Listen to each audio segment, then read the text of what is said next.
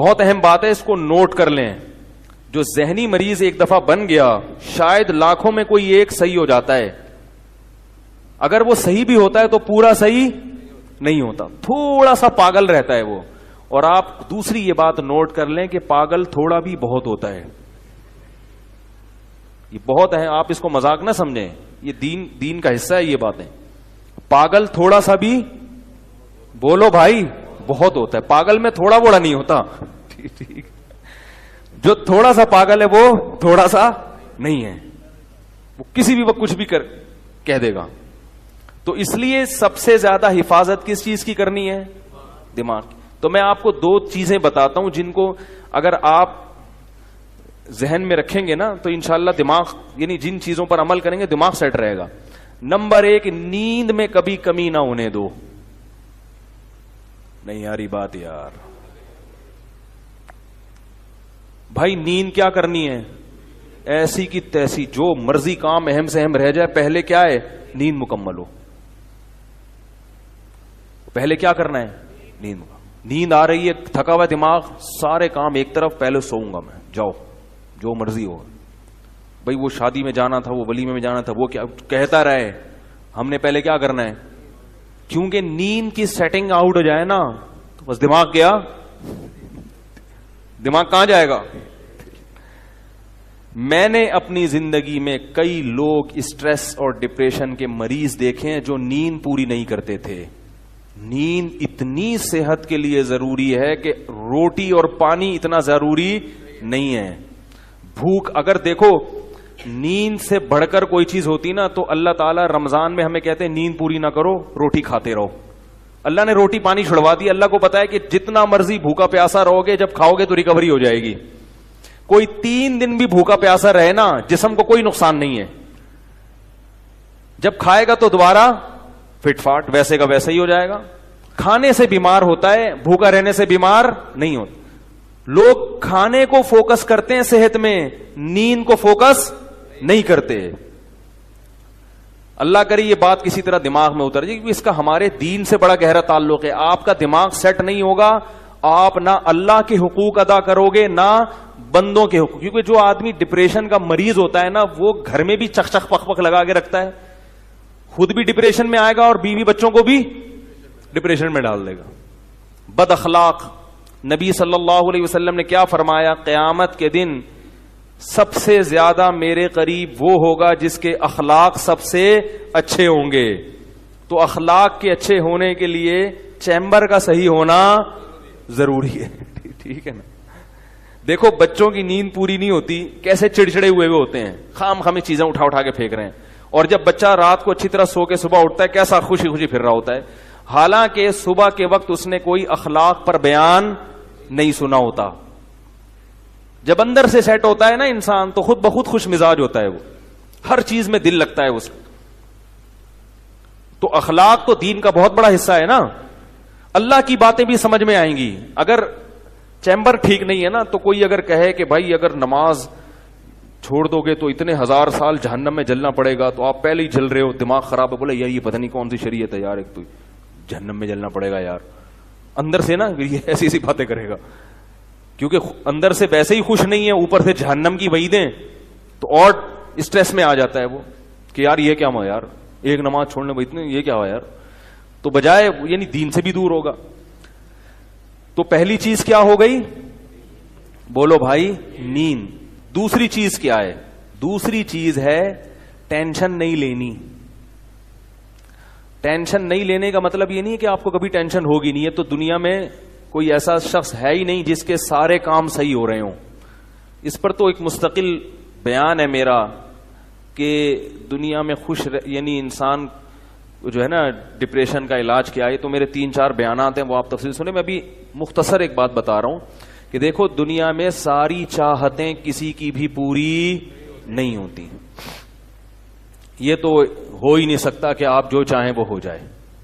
لوگ وزیر اعظم بنتے ہیں, جیل میں چلے جاتے ہیں. حقیقت ہے یہ. کہاں کہاں انسان پہنچتا ہے, پھانسی کے پھندوں پہ لٹک جاتے ہیں, اور معلوم نہیں کیا کیا ہوتا ہے. تو ساری چاہتیں نہیں پوری ہونے والی ہیں آپ کی. تو اب حل کیا ہے اس کا کہ بھائی ہر خواہش پوری کرو، یہ تو ہو نہیں سکتا، تو بھائی سمجھوتا کر لو. کیا خیال ہے؟ جب بھی کوئی مصیبت آئے پہلے تو کوشش کرو مصیبت نہ آئے، اپنی حماقتوں ایسی کام نہ کرو جس سے ٹینشن والا معاملہ پیدا ہو. میں نے بتایا تھا نا جمعے کے بیان میں، لڑکیوں سے دوستی لگانا، یہ چیزیں آپ کی ٹینشن میں اضافہ کریں گی، کمی نہیں کریں گی. حقیقت ہے یہ. تو یہ چرس پی رہا ہے، چرسیوں میں اٹھ رہا بیٹھ رہا ہے، چرس پینے سے ٹینشن بڑھتی ہے، کم نہیں ہوتی. جب نہیں ملے گی تو پاگل ہوگا نا. تو وہ کام، ایسے کام کرنا جس سے آپ غریب آدمی ہو لیکن رہنا اپنے مالداروں کے علاقے میں شروع کر دیا، اس سے ٹینشن بڑھے گی، احساس کمتری کا شکار ہو جاؤ گے. یار اس کے پاس بھی گاڑی، یار اس کے پاس کرولا، میرے پاس رکشا. تو ایسے علاقے میں جاؤ جہاں سب کے پاس کیا ہے؟ رکشا ہے. دکان پکوڑوں کی ہے اور سوچیں کروڑوں کی. یہ خام میں لوگ ٹینشن میں آئے ہوئے ہیں. میں نے ڈیفنس کے لوگوں کو بھی ٹینشن میں دیکھا ہے. 1000 گز کا بنگلہ ہے، کروڑوں روپے کما رہے ہیں مگر ٹینشن میں. یہ میں ہوائی باتیں نہیں کر رہا. لوگ آتے ہیں کیوں ٹینشن میں کہ پڑوسی کے پاس اس سے بھی زیادہ ہے. تو یہ ٹینشنیں قدرت کی طرف سے نہیں ہیں، یہ آپ کی اپنی پالی ہوئی ہیں. تو نبی حدیث میں نبی صلی اللہ علیہ وسلم نے فرمایا دنیا میں ہمیشہ اپنے سے کمتر کو دیکھو. یار میرے پاس رکشا ہے اور فلاں آدمی قسطوں پہ بھی رکشا خریدنے کی صلاحیت نہیں رکھتا. سڑکوں پہ فٹ پاتھوں پہ پڑے ہوئے ہیں. 3 دن پہلے صدر گیا میں تو دیکھا فٹ پاتھ پہ لوگ پڑے ہوئے ہیں. میں نے کہا یار یہ بھی لوگ ہیں، نہ گھر ہے نہ بال بچے. ایک کنوارے کا فون آیا، ایسے جیسے وہ نہیں ہوتی، کیا بولوں میں، ایسے طنز کر رہا تھا. کہہ رہے یار کوئی رشتہ ہی نہیں دیتا، یہ زندگی کوئی زندگی ہے. تو میں نے سوچا، میں نے کہا دیکھو وہ جو صدر میں فٹ پاتھ پہ پڑے ہوئے ہیں نا، ان کو کوئی دے گا رشتہ؟ میں نے کہا تمہیں ابا نے گھر میں رکھا ہوا ہے، روٹی پانی پنکھا سب مل رہا ہے، دعا کرتے ہیں اللہ کوئی انتظام کر دے. نہیں کر رہے تو ان لوگوں کو دیکھو جن کو روٹی پانی بھی نہیں مل رہا.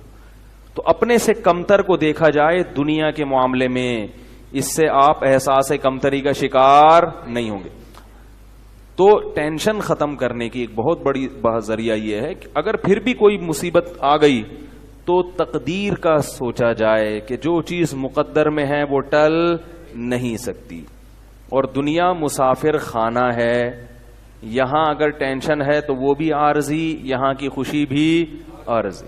تو ہم بہت ساری چیزوں کی ٹینشن لیتے ہیں جو ہمارے اختیار میں نہیں ہے. پیٹرول مہنگا ہو رہا ہے، بیٹھ کے خام میں پریشان ہے. بھائی تم سے پوچھ کے تھوڑی مہنگا ہوا ہے. غم کرنے سے اگر وہ سستا ہو جائے تو رو. میں میرے پاس تھی Kawasaki G T O, Kawasaki G T O 125. آپ کو پتا ہے کیا بائک تھی وہ؟ ہم نے بھی بڑے شوق پالے ہیں ایک زمانے میں. میں اس میں پیٹرول ٹھیک ٹھاک ڈلتا تھا. اب جب پیٹرول مہنگا ہوتا تو سب سے زیادہ متاثر میں ہوتا تھا اس سے. 50 والوں کو کچھ نہیں ہوتا تھا. تو میں ایک دفعہ پیٹرول پمپ گیا، میں نے پیٹرول ڈلوایا اس میں، تو اس نے کہا وہ 5 روپے پر لیٹر بڑھ گیا ہے. مجھے بڑا غصہ آیا. میں نے ساتھ والے سے کہا، میں نے کہا یار یہ کیا مذاق ہے یار، ہر تھوڑے دن بعد 5 روپے بڑھ رہا ہے. تو آپ کو غصہ نہیں آیا؟ اس نے کہا صرف میرے لیے تھوڑی بڑھ رہا ہے، پوری قوم کے لیے بڑھ رہا ہے نا. تو مجھے اس کی بات بڑی اچھی لگی. اس نے کہا میرے اکیلے کے لیے بڑھے تو مجھے غصہ آئے، سب کے لیے بڑھ رہا ہے تو چلو ٹھیک ہے. اس دن کے بعد سے اب تک پیٹرول بڑھنے پر مجھے غصہ نہیں آیا. میں یہی کہتا ہوں یار مجھے ٹینشن لینے سے کیا ملے گا. 100 روپے لیٹر بڑھ جائے، زیادہ سے زیادہ یہ ہوگا، بہت زیادہ بڑھے گا تو گاڑی بیچ دو. بھائی نہیں ہمارے کنٹرول سے باہر ہو گئی ہے، گاڑی بیچ دو، دوبارہ آ جاؤ، ٹیکسی پہ آ جاؤ، پھر بھی ہے تو پھر رکشے پہ آ جاؤ، پھر چنچی پہ آ جاؤ، پھر پیدل ہو جاؤ. جو چیز اختیار میں نہیں ہے اس کی ٹینشن لینا حماقت ہے. بات آ رہی ہے سمجھ میں؟ اسی طرح یاد رکھو اولاد کی تربیت کا معاملہ ہے. ہمارے ہاں جو لوگ نئے نئے دیندار بنتے ہیں یا پرانے بھی، وہ چاہتے ہیں میرا گھر 100% خلفائے راشدین جیسا بن جائے، جبکہ بیگم پہ کنٹرول نہیں ہوتا، وہ الگ سمت میں جا رہی ہوتی ہے. اب آپ نے ڈنڈا چلانا شروع کر دیا، بچے باغی ہونا شروع. وہ بجائے دین پہ آنے کے ابا کو مکھنچو سمجھنا شروع کر دیتے ہیں اور بغاوت پھیلتی ہے. تو بھائی آپ اعتدال سے تربیت کی کوشش کرو, ہو گئی ٹھیک ہے, نہیں ہوئی ہم سے نہیں سوال ہوگا, ہم جو کر سکتے تھے ہم نے کر لیا. ویڈیو کے نیچے سبسکرائب کے بٹن پہ کلک کریں, بیل کے آئیکن پہ کلک کیجئے تاکہ ہر نئی ویڈیو کی نوٹیفیکیشن آپ کو مل جائے.